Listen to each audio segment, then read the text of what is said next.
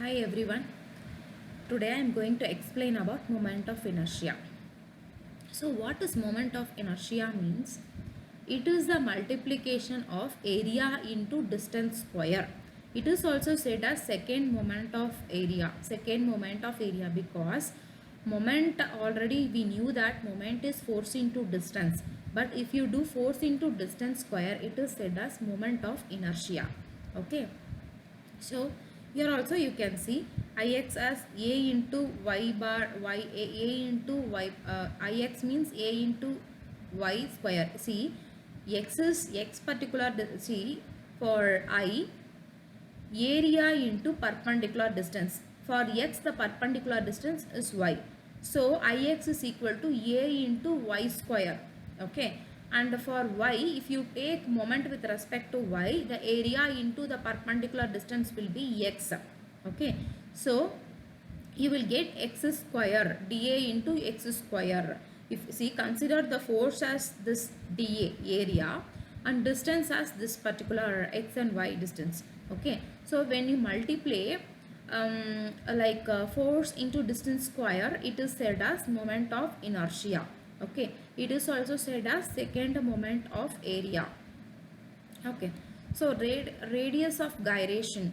Radius of gyration means it's nothing but root of I by A.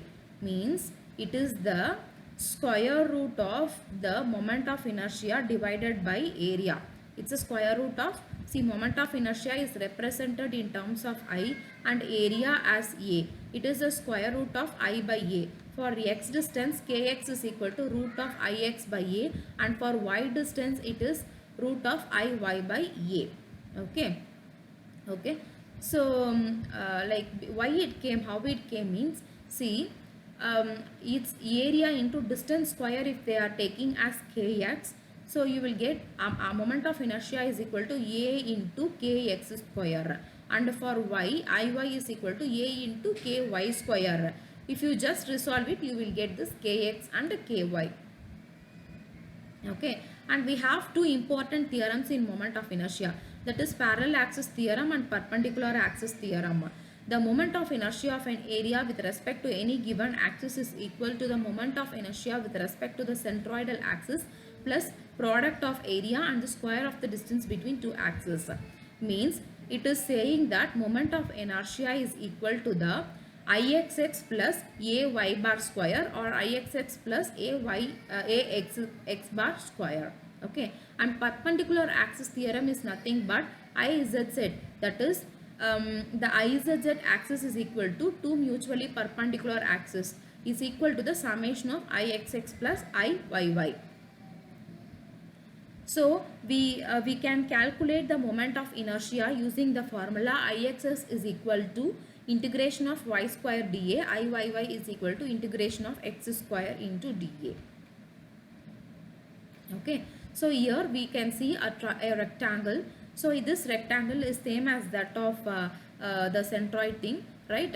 They are taking base as b, height as h, and the elemental strip as dy. So dA is equal to b into dy, and we knew that ix is equal to integration of y square dA. By substituting this dA, that is dA is nothing but b into dy, you will get the answer as bh cube by 3, right? By substituting it in the parallel axis condition, you will get bh cube by 12. So this is like for a horizontal elemental strip, you will be getting as bh cube by 12, but for vertical elemental strip you will get as b cube h by 12, and by substituting that in the final formula, you will for triangle also the same only, you will get bh cube by 36 and b cube h by 36 by substituting the same in the formula, that integration of y square into dA. Okay, the other things and all same as that of centroid, and by using the similar triangles properties they have written this particular step, and finally by resolving you will get to know that ixx and iyy. Okay, so these are the formulas we will get in the moment of inertia. So for example, rectangle you will get bd cube by 12, for triangle bd cube by 36, for triangle pi r, for circle pi r power 4 by 4. Okay, for semicircle pi r power 4 by 8. For quarter circle or the pi pi r power c, the same only divided by 2 they are doing. The semicircle answer divided by 2 means 0.11 divided by 2 is nothing but 0.055 into radius part 4. Okay, we are just going to substitute the same in the numericals.